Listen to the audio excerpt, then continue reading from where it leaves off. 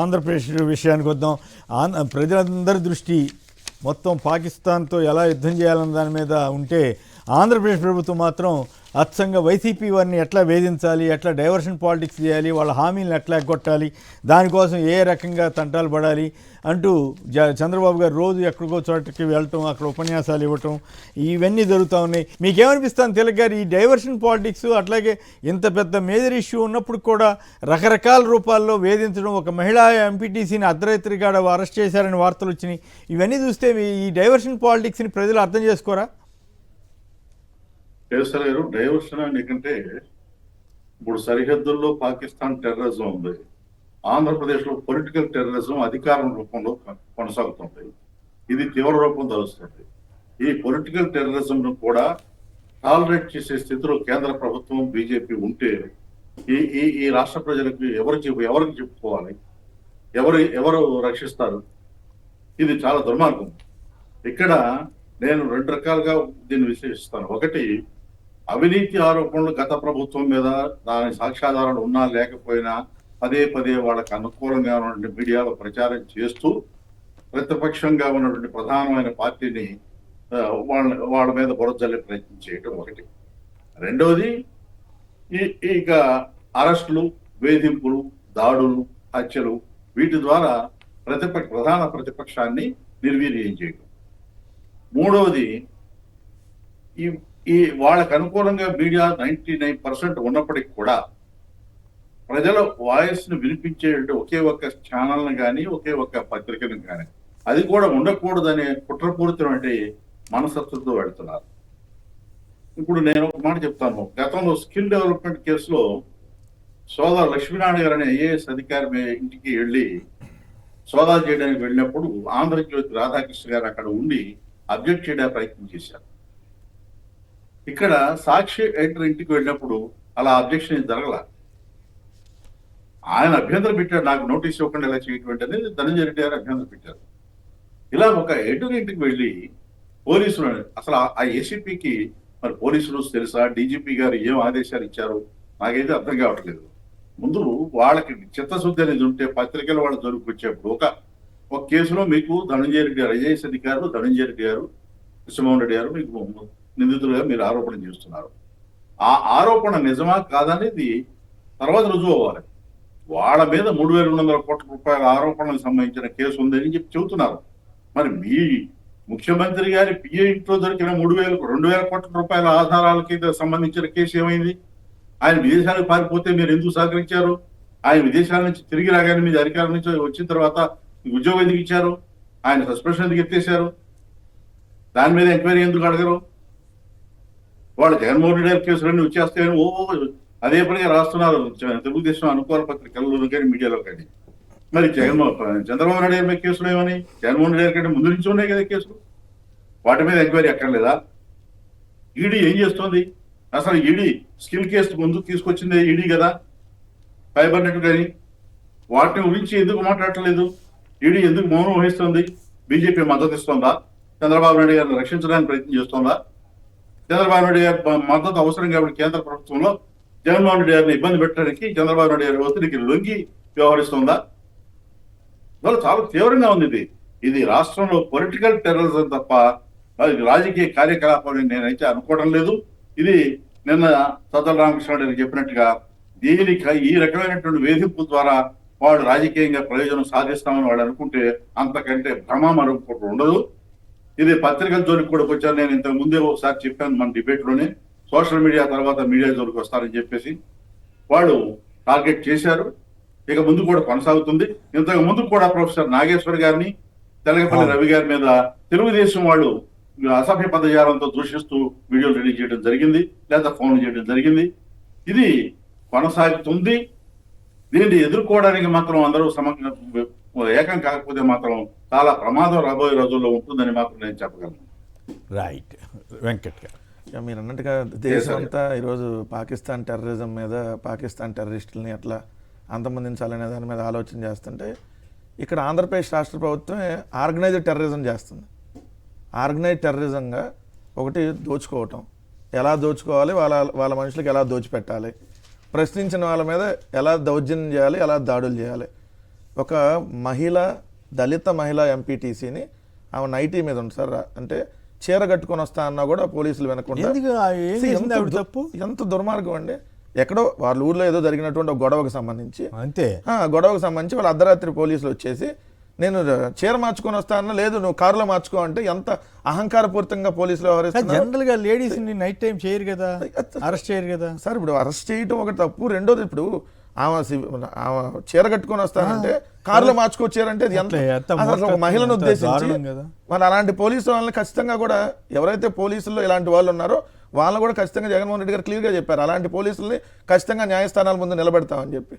రెండోది ఇక్కడ మీరు అబ్జర్వ్ చేస్తూ ఉంటే పత్రికలు ఎవరైనా రాస్తే పత్రికల మీద దాడులు, అంతకుముందు టైమ్స్ ఆఫ్ ఇండియా మీద గుర్తుండే ఉంటుంది, విశాఖపట్నంలో వీళ్ళు తెలుగుదేశం వాళ్ళు దాడి చేశారు, ఏది ప్రతిపక్షంలో ఉన్నా దాడి చేశారు.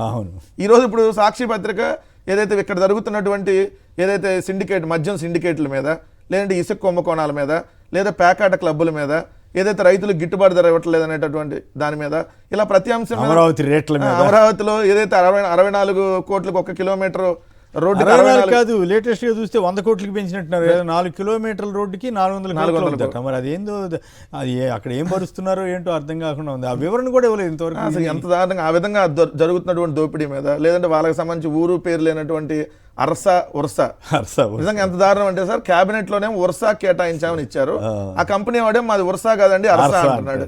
అంటే ఏదో పేపర్ మీద వాళ్ళు రాసేసి ఊరు పేరు లేనటువంటి కంపెనీ కేటాయింపులు చేస్తుంటే 3,000 కోట్లు విలువైనటువంటి భూమి, దాని మీద ఇలా సాక్షి పత్రిక వరుసగా ఈ 11 నెలల కాలంలో ఈ ప్రభుత్వం చేస్తున్నటువంటి దౌర్జన్యాలను ఎండగడుతుంది కాబట్టి ఆల్రెడీ ఎడిటర్ మీద ధనంజయ రెడ్డి గారి మీద కేసు పెట్టారు. మళ్ళీ పోలీసులు వీళ్ళ ఇంట్లో అంటే కృష్ణమోహన్ రెడ్డి గారు ధనంజయ రెడ్డి గారు అనుమానాలతో వచ్చారంట. ఇది పిఏ కేఎన్ఆర్ గారి ఇంటికి ప్లస్ సాక్షి ధనంజయ రెడ్డి గారి ఇంటికి ఎవరైతే కృష్ణమోహన్ రెడ్డి గారు ధనంజయ రెడ్డి గారు వాళ్ళ ఇంట్లో ఉన్న అనుమానంతో వచ్చి సోదాలు చేశారంట. ఏమన్నా సార్, చంద్రబాబు నాయుడు గారిని అరెస్ట్ చేశారు అంతకుముందు, నారా లోకేష్ ఎక్కడున్నాడు ఛానల్ కనపడలా, అప్పుడున్న జగన్మోహన్ రెడ్డి గారి ప్రభుత్వం ఈనాడు రామోజీరావు ఇంటికైనా ఆంధ్రజ్యోతి రాధాకృష్ణ ఇంటికి ఏమైనా వెళ్ళిందా, మీ ఇంట్లో ఏమైనా లొకేషన్ దాచారేమైనా అనుమానాలతో అని చెప్పి అసలు జరగనటువంటి దాన్ని జరిగిందని చెప్పి ఒక స్కామ్గా వీళ్ళే క్రియేట్ చేసి, ఎంత దారుణం అంటే సార్, చంద్రబాబు నాయుడు గారి హయాంలో జరిగినటువంటి మద్యం కుంభకోణంలో A3గా ఉన్నాడు చంద్రబాబు నాయుడు గారు. సిఐడి కేసు నమోదు చేసిందంటే A3 చంద్రబాబు నాయుడు గారు. ముందు దాని మీద కదా విచారణ జరగాల్సింది. రెండోది ఈ రోజు జరుగుతుంది మద్యం అనేది స్కామ్. చంద్రబాబు నాయుడు గారు 2015లో బార్లకి మద్యం దుకాణాలకు సంబంధించినటువంటి ప్రివిలేజ్ ఫీజును రద్దు చేయడం వల్ల సంవత్సరానికి 1,500 కోట్లు రాష్ట్ర ప్రభుత్వానికి నష్టం చేకూరింది. అంటే దాదాపు 4 సంవత్సరాలు 2015 టు 2019 అంటే 6,000 కోట్లు నష్టం చేకూరింది. మరి అది సిండికేట్ అయి మీరు అంతా దోచుకున్నదే కదా. సో మీ హయాంలో ఏదైతే జరిగినటువంటి మద్యం కుంభకోణాలు ఇప్పుడు బయటికి రాకూడదు కాబట్టి జగన్మోహన్ రెడ్డి గారి హయాంలో జరగకపోయినా జరిగిందని చెప్పి ఎవరో వెంకటేశ్వర శ్రీనివాస్ అంటే సార్, అతను సెప్టెంబర్ 9, 2024 రిజిస్టర్ పోస్ట్ చేసేస్తాడు. 9 రోజుల్లో ఈవీఎం ముఖేష్ కుమార్ మీద ఎంక్వైరీ చేసేస్తాడు. కుంభకోణం జరిగిందని చెప్పి వీళ్ళు తేల్చేస్తారు. గుర్తు తెలియని వ్యక్తులను రాసి వీళ్ళు ఇష్టం వచ్చిన 4 పేర్లు రాసేసి ఈరోజు ఇష్టం వచ్చినట్టుగా రోజు వార్తలు. ఇంకో పాయింట్ ఏంటంటే, ఈడీ అప్పట్లో చంద్రబాబు గారి ప్రభుత్వంలో జరిగిన అవకతవకల మీద ఎన్ని రిపోర్ట్లు పంపించినా కూడా అప్పుడు జగన్ గారి ప్రభుత్వంలోని అధికారులు సిఐడి కానీ వాళ్ళు అసలు ఎక్కడ టచ్ చేయలేదు. ఎందుకు ఇప్పుడు ఇందాక తిలక్ గారు రిఫర్ చేసిన 2,000 కోట్లకు సంబంధించి కూడా సిబిటిడి ప్రకటన చేస్తే కూడా ఈడీ దాని జోలికి వెళ్ళాలి. మరి ఇప్పుడు ఈడీ అసలు ఏం జరిగిందో లేదో తెలియని స్కామ్కి మీద అప్పుడే ఇన్ఫర్మేషన్ కేసు ఫైల్ చేశారని వార్తలు వస్తాయి. అంటే ఈడీని కేంద్రం మేనేజ్ చేస్తున్నట్లేనా వీళ్ళు తెలుగుదేశం? నేను అనలేదు సార్, ఇదే చంద్రబాబు నాయుడు గారు అన్నారు. ఏమని, జేబు సంస్థలు ఇవి, నేను ఈడీని సిబిఐని రానివ్వను, నా రాష్ట్రానికి రానియకుండా నేను బ్యాన్ చేస్తున్నా. ఏదైతే ఇష్టం వచ్చినట్టుగా సిబిఐని ఈడీని మోడీ ఇష్టం వచ్చినట్టుగా వాళ్ళ మీద వదులుతున్నాడు, ఎవరి మీద వ్యతిరేకంగా ఉంటే వాళ్ళ మీద వదులుతున్నాడు అని చెప్పి సాక్షాత్తు చంద్రబాబు నాయుడు గారు అన్న మాటలు ఇప్పుడు రాస్తున్నటువంటి పత్రికలే కోట్ చేసినాయి. అసలు ఈడీ సిబిఐని ఒక అస్త్రాలుగా మలుచుకుంటున్నారని చెప్పి. సరే, ఈడీ అనేది ఆల్రెడీ స్కిల్ డెవలప్మెంట్ కేసులో కొంతమంది అరెస్ట్ చేసింది, మనీ లాండరింగ్ జరిగిందని విశాఖపట్నం కోర్టులో వాళ్ళని సబ్మిట్ చేశారు, వాళ్ళకి రిమాండ్ కూడా వేశారు. మరి చంద్రబాబు నాయుడు గారి దగ్గరికి ఎందుకు? దాంట్లోనే కదా టీడీపీ ఆఫీస్కి కూడా డబ్బులు వెళ్ళి సిఐడి ఆరోపణ. దాంట్లో ఆ కంపెనీలు, ఆ షెల్ కంపెనీల ద్వారా ఎలా వెళ్ళి అనేది పూర్తిగా విత్ డేటాతో ఆల్రెడీ ప్రభుత్వం ఎస్టాబ్లిష్ చేసింది. జగన్మోహన్ రెడ్డి గారి ప్రభుత్వం చేసినప్పుడు చంద్రబాబు నాయుడు గారి దగ్గరికి ఇప్పటి వరకు రాలా. సరే, ఇప్పుడు వాళ్ళు ఈడీ ఏదో లేఖ రాసుకున్నారు, రాసి ఇక్కడ ఏదో ఎంక్వైరీ చేస్తున్నారు, చేసుకోమని దాన్ని ఎవరు కూడా కాదంటలేదు. వీటన్నిటికీ ఎవరు భయపడతారు? సో ఇవన్నీ తప్పుడు కేసులు పెడుతున్నారు అనేది వాస్తవం. సో ఇప్పుడు మద్యం దుకాణాల సంఖ్య పెంచినప్పుడు స్కామ్ జరిగిద్దా, తగ్గించినప్పుడు స్కామ్ జరిగిద్దా? మద్యం ఆదాయం పెంచితే రాష్ట్ర ప్రభుత్వానికి స్కామ్ జరిగిద్దా, మద్యం ఆదాయం తగ్గిపోతే స్కామ్ జరిగిద్దా? చంద్రబాబు నాయుడు గారి హయాంలో కంటే ఆదాయం జగన్మోహన్ రెడ్డి గారి హయాంలో ఎక్కువ పెరిగింది. మద్యం తాగేవారి సంఖ్య తగ్గినా ఆదాయం పెంచాం ప్రభుత్వానికి, కానీ ఇక్కడ స్కామ్ జరిగింది అంటారు. ఇప్పుడు ఇష్టానురాజుగా ప్రైవేటు దుకాణాలకు అప్పచెప్పేసి వాళ్ళకి బార్ లైసెన్స్ బిల్లు మద్యం దుకాణదారులకు 14% మార్జిన్ పెంచారు. 3,000 కోట్ల నష్టం అని ఆల్రెడీ ఎక్సైజ్ శాఖ చెప్తుంది. మరి సంవత్సరానికి 3,000 కోట్ల నష్టం అంటే మరి అవన్నీ చిన్నబాబు పెద్దబాబుకి వెళ్తున్నట్లు లెక్కే కదా. ఏదైతే మరి ఇప్పుడు కదా స్కామ్ జరిగినట్టుగా, మరి వీటి మీద కదా ఎంక్వైరీ జరగాలి. వాళ్ళ హయాంలో జరిగిన స్కాముల మీద ప్రజల్లో చర్చ జరగనీయకుండా దాన్ని అవతలాల మీద జరిగిందని చెప్పి చేసేసి డైవర్ట్ చేసి ఏదో ఒక విధంగా కేసులు పెట్టి అరెస్ట్ చేయాలనేటటువంటి ఒక కుట్రపూరితంగా ఈ ప్రభుత్వం వెళ్తుంది అనేది క్లియర్గా కనపడతా ఉంది. రైట్. అయితే ఈ హంద్రీని విస్తరణ ఏంటి? ప్రతిరోజు చంద్రబాబు గారు ఎక్కడికో చోట తిరుగుతుంటాడు ఏంది విచిత్రంగా? ఇదేం కొత్త విషయం కాదు కదా. హంద్రీనివా అక్కడికి వెళ్ళి కాదు, విచిత్రం ఏంటంటే ఎన్టీఆర్ శ్రీకారం చుడితే తాను ముందుకు తీసుకెళ్ళాను చేసిన రాజశేఖర రెడ్డి గారు గాలికి పోయినట్ట. అసలు 2 సార్లు చంద్రబాబు నాయుడు గారు శంకుస్థాపన చేసి ఓన్లీ శిలాఫలకాలకే పరిమితం అయింది. అప్పుడు రాజశేఖర రెడ్డి పూలు కూడా పెట్టి రాజశేఖర రెడ్డి గారు ఆ హంద్రీనివాని ముందుకు తీసుకెళ్ళింది రాజశేఖర రెడ్డి గారు. ఈ హంద్రీనివాస్ సంబంధించిన బ్రాంచ్ కెనాల్స్ అటన్నిటి మన రామకుప్పంలో కూడా జగన్మోహన్ రెడ్డి గారు సీఎంగా ఉన్నప్పుడు రామకుప్పంలో దాదాపు 560 కోట్లతో ప్రాజెక్ట్ను కూడా జగన్మోహన్ రెడ్డి గారు శ్రీకారం చుట్టారు. సో చంద్రబాబు నాయుడు గారికి చేతగాని జగన్మోహన్ రెడ్డి గారు చేసి చూపించారు. మళ్ళీ ప్రధాన్ని జగన్మోహన్ రెడ్డి గారు ఏం చేయలేదని చెప్పి వాళ్ళ ప్రచారం చేయడం. గ్రీన్ కో తెచ్చినప్పుడు ఏమన్నారంటే అప్పుడు గ్రీన్ కో అనేది దోచిపెట్టేస్తున్నారు అన్నారు. ఇప్పుడేం గ్రీన్ కో వాళ్ళ అకౌంట్లో వేసుకున్నారండి. ఇప్పుడు ఎంత దారుణం అంటే గ్రీన్ కో జగన్మోహన్ రెడ్డి గారు ఉన్నప్పుడు వచ్చిన గ్రీన్ కోని వాళ్ళ అకౌంట్లో వేసుకున్నారు. సో వాళ్ళు ఎలా ఉంటుంది, జగన్మోహన్ రెడ్డి గారు తెచ్చినటువంటి సచివాలయాలు ఇప్పుడు వ్యవస్థ అంతా వాళ్ళ అకౌంట్లోకి ఈ విధంగా ఉంటుంది. వాళ్ళు ఇప్పుడు కూడా హంద్రీనివాకి సంబంధించి కూడా చూడండి, జగన్మోహన్ రెడ్డి గారు ఏం చేయలేదని చెప్పి ఒక దుష్ప్రచారం. మీరు అన్నట్టు రోజుకో చోటుకి వెళ్ళాలండి. ఆయన రోజుకో చోటుకి వెళ్ళి కాఫీ పెట్టిన చంద్రబాబు నాయుడు, ఏది బడ్డీ కొట్టు దగ్గర బొడ్డాయమ్మ దగ్గరికి వెళ్ళి పలకరించిన చంద్రబాబు. ఇప్పుడు ఆడికి వెళ్ళి ఫోటోలు ఏముంటుంది సార్, ఫోటోలకు ఫోజులు, అంతమించి రూపాయి ఉపయోగకర కార్యక్రమం ఈ ప్రభుత్వం. అర్థం కాదు అనంతపురం ఎందుకు వెళ్ళాడబ్బా ఏంటి అని చూస్తే పెద్ద కార్యక్రమం కూడా ఉన్నట్టు అనిపిస్తుంది. ఏముంది సార్, P4 అని ఒకటి పెట్టారండి. ఆ P4 అంటే ఏం లేదు, పేద ప్రజలను తీసుకొని వెళ్ళి ఏదైతే కార్పొరేట్ ప్రతినిధులకి అప్పచెప్పేసి మేము చేయలేము ప్రభుత్వం, మీరే చదివించండి అని చెప్పి వాళ్ళకి అప్పచెబుతున్నారు. వాళ్ళు ఇవాళ 5,000 10,000 సాయం చేస్తారు. తర్వాత ఇప్పుడు P4 కింద కొత్తగా పదవులు కూడా ఇస్తున్నారు. నియోజకవర్గానికి 60,000 శాలరీతో పదవులు తెలుగుదేశం వాళ్ళని. సార్ ఇప్పుడు చూస్తే నిన్నటికి 21 మంది సలహాదారులు అండి ఈ ప్రభుత్వంలో.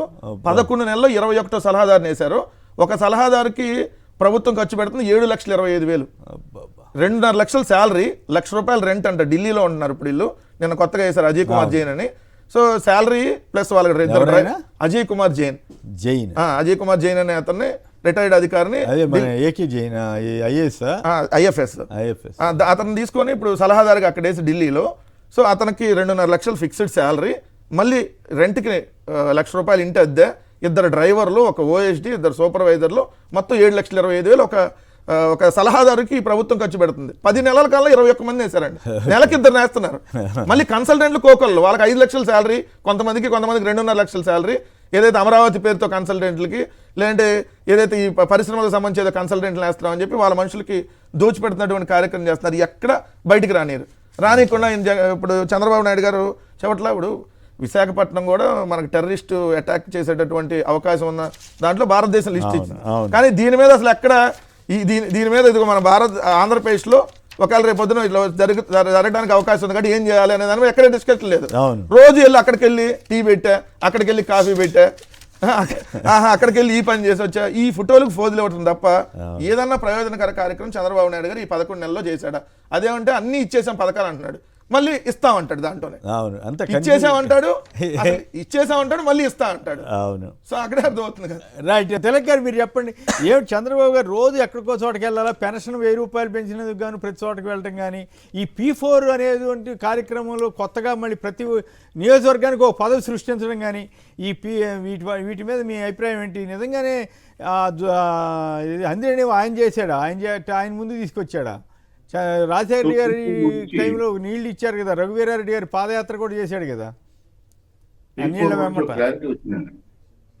వాడిని సెలెక్ట్ చేసేటువంటి ధనవంతులు డబ్బులు పెట్టుబడి పెట్టారు. వాళ్ళు ఇన్ఫ్లుయెన్స్ ఉంటుంది కాబట్టి వాళ్ళు కొంతమందిని ఇన్ఫ్లుయెన్స్ చేసి ప్రోత్సహించి ప్రజలకి ఆదుకోమని చెబుతారట. అంటే కాదు అసలు ధనికులు డబ్బులు ఉన్న వాళ్ళంతా ఎగబడి వచ్చేసి దత్తత తీసుకుంటారన్నారుగా. మళ్ళీ ఇప్పుడు నియోజకవర్గానికి ఒక సమన్వయకర్త పెట్టాల్సిన అవసరం ఏముంటుంది? అతనేం చేయగలుగుతాడు? అతని వల్ల ఏమవుతుంది? అతనికి ఏమైనా ఆఫీస్ ఉంటుందా? అతనికి ఏమైనా అధికారం ఉంటుందా? నాకైతే ఈ పాయింటే అర్థం కాలేదు అసలు. ఎవరు ముందు రావట్లేదండి. ఆయన ఏదో ఇప్పుడు ముప్పుడుగా వస్తారనుకున్నారు, ఎవరు ముందు రావట్లేదు. అదొకటి. రెండవది, మీకు లేటెస్ట్ నిన్న ఆంధ్రజ్యోతిలో వచ్చిన ఒక చిన్న వార్త చెప్తానండి. చిన్న వార్త కాదు, పెద్దది అవుతుంది అది. కృష్ణా జిల్లాలోని గంగూరు అనే విలేజ్ నుంచి ఎన్టీఆర్ జిల్లాలోని ఇంకో విలేజ్, ఇంకో చోటకి 132 kV విద్యుత్ లైన్ వేయాలి. తెలంగాణలో కిలోమీటర్కి 50,000 రూపాయలు అయితే ఇక్కడ 2,50,000 రూపాయలు పెట్టారు. అబ్బా అబ్బా అబ్బా. దోపిడీ ఇక. నేనేమంటానంటే, ఇప్పుడు వర్షా భూముల కేటాయింపు కానీ, లేదా రాష్ట్రం మొత్తం మీద అమరావతితో సహా భూముల కేటాయింపు కానీ, ఈ మొత్తం మీద కనుక విచారణ జరిపితే ఎంత కుంభకోణం జరిగిందని బట్టి ఏ పాలసీ ఉండాలి కదా భూముల కేటాయింపుకి. అవును, ఇది ఉచితంగా ఇవ్వండి, లేదా రేటు పెట్టండి. ఆ రేటుకి ఒక పద్ధతి కాదు, పెట్టండి. అమరావతిలో కూడా అమరావతిలో 20 కోట్లు వస్తుందని చెప్పారు ఎకరానికి. మరి కొందరికేమో 50 లక్షలకి, కొందరికి ఉచితంగా ఇట్లా ఇస్తున్నారు కదా. అప్పుడు 4,000 ఎకరాలు అమ్మితే 80,000 కోట్లు వస్తుందని ఎందుకు మళ్ళీ కొత్త పంచాయతీ కొత్త రాగం అందుకుంటారు? అది ఇదొక అబద్ధం సార్. 34,000 ఎకరాలు తీసుకున్నప్పుడు దాంట్లో మిగిలేదు 2,000 ఎకరాలని తేలింది. కాబట్టి చాలదని చెప్పేసి మళ్ళీ 44,000 ఎకరాలు, దాంట్లో 4,000 ఎకరాలు మిగులుతున్నారు. 20 కోట్లు ఎక్కడుందో చెప్పమనండి. 20 కోట్లు నిజంగా రేటు ఉందా? ఇవాళ నిజంగా అమరావతిలో రేటు లేకే. ఎక్కడ రేటు ఉంది? గుంటూరు వైపున కంచేరు విలేజ్ దగ్గర నుంచి రేట్లు పెరుగుతున్నాయి. అందుకని ఆ కంచేరుని కూడా తీసుకొచ్చి 11 గ్రామాలను తీసుకొచ్చి 44,000 ఎకరాలు ఇందులో కలపాలనుకుంటున్నారు. ఆ కలిపిన తర్వాత చూసారా రేట్లు పెరిగినాయి, కంచేరుని చూపిస్తారు. ఇది రేట్లు పెంచుకునే ప్రయత్నం తప్ప వాళ్ళ భూములు అమ్ముకోవడానికి మరొకటి కాదు. ఈ భూములు కుంభకోణం అనేది భూముల కేటాయింపులో ఎక్కడికెక్కడ ఇష్టం వచ్చినట్టు రేట్లు పెడుతున్నారు కాబట్టి దానికి సంబంధించిన విచారణ జరగాలి. అది జరగదు. వర్షాకి కేటాయించినటువంటి 3,000 కోట్ల కుంభకోణం, ఊరుకు సంబంధించిన 1,500 కోట్ల కుంభకోణం, దీంట్లో కూడా విచారణ జరగాలి. జరగదు. ఉచిత ఇసుక అని చెప్పేసి 100 కోట్ల రూపాయల దోపిడీ జరుగుతుంది, దాని మీద విచారణ జరగదు. తర్వాత లిక్కర్ షాపులు, బెల్ట్ షాపులు లోగడ జగన్మోహన్ రెడ్డి గారు 44,000 షాపులు మూసేయిస్తే ఇవాళ 80,000 షాపులు దాటిపోయినాయి. దాని మీద విచారణ జరగదు. ప్రైవేటు మొత్తం అసలు రివర్స్ టెండరింగ్ అనేది ఎందుకు తీసేశారనేది అని క్వశ్చన్ చేసి దాని వల్ల ఎవరికి లాభం, ఏ కాంట్రాక్టర్ లాభం అనేది తేలిస్తే అది కూడా విచారణ జరగాలి. ఇది జరగదు. ఏది జరగకుండా ఊరికే ఆర్బీకే తీసేశారు. రైతులకు నష్టం జరుగుతుందా, ప్రయోజనం జరుగుతుందా? రైతులకు ప్రయోజనం చేకూర్చడానికి కదా ఆర్బీకే పెట్టింది. మీరు పెట్టిన దానివల్ల జగన్మోహన్ రెడ్డి గారు నష్టం చేశారు, మేము లాభం చేస్తున్నామని ఎప్పుడన్నా ప్రూవ్ చేశారా?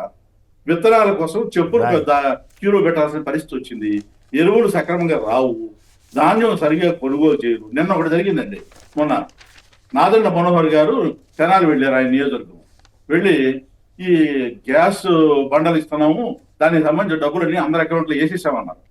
అని అంటే అక్కడ మహిళలు ఎక్కడ వేసావా అని చెప్పి చేపడ్డారు. ఈ లోపు రైతులు వచ్చి ఏమయ్యా మాకు ధాన్యం డబ్బులు ఇచ్చేసామని చెబుతున్నావు, ఎక్కడ ఇచ్చావో మాకు రాలేదని చెబుతున్నారు. ఇదన్న ప్రచారం వేరు. ఇప్పుడు లిక్కర్ కేసు జగన్మోహన్ రెడ్డి గారు జరిగిందని చెబుతున్నారు. మరి నేను చెప్పిన ఆయన మీద ఉన్నటువంటి పెండింగ్ కేసులన్నీ కూడా ఎందుకు ఎంక్వైరీ చేయట్లేదు, ఎందుకు ఉపసంహరిస్తున్నారు? ఆ నిద్ర చేయడానికి కారణం ఏంటి? ఇప్పుడు కొత్తగా పరిపాలన జరుగుతున్నటువంటి లిక్కర్ ల్యాండ్ అలాట్మెంట్ ఒకటి కాదు. ఇప్పుడు నేను చెప్పినటువంటి ఆంధ్రజ్యోతిలో వచ్చినటువంటి ఆ పవర్ లైన్ వేయడానికి 50,000 రూపాయలు ఎక్కడ కిలోమీటర్కి, 2.5 లక్షలు ఎక్కడ? అలాగే అమరావతిలో కాంట్రాక్టులు యాక్టివ్ పవర్ కి ₹2.49 అప్పుడు ఏమన్నారు? ₹1.49 నష్టం అన్నారు. ₹2.50 రాధాకృష్ణకి ఇచ్చారు. ₹4.60 యాక్సెస్. అంటారు మేము జగన్మోహన్ రెడ్డి గారి హయాంలో దోపిడీ జరిగింది, అది మేము సక్రమంగా చేస్తున్నాం అంటాడు. మరి ప్రజలకు రేట్లు ఎందుకు పెరిగినాయి? కరెంట్ బిల్లు ఎందుకు పోతున్నాయి? ₹4.60 కొంటే అది ఎట్లా సమర్థనీయం అవుతుంది? ₹2.49 ఏమో ఎక్కువ అన్నారు. ₹4.60 పెట్టి చంద్రబాబు గారి గవర్నమెంట్ కరెంటు కొంటే తక్కువ అంట. ఇది ఒక చాలా విచిత్రంగా మారింది. అంటే మీడియాని అడ్డం పెట్టుకుని ఎలా రాజకీయం చేయొచ్చు అని ఆయన, రాజకీయ పార్టీని ప్రభుత్వాన్ని అడ్డం పెట్టుకుని వ్యాపారం ఎట్లా చేసుకోవచ్చు అనేది ఈ ఎల్లో మీడియా ఇవన్నీ కూడా రుజువు చేస్తున్నాయి. చూద్దాం మరి ఆంధ్రప్రదేశ్ భవిష్యత్తు ఏ రకంగా తేలుస్తారు వీళ్ళంతా.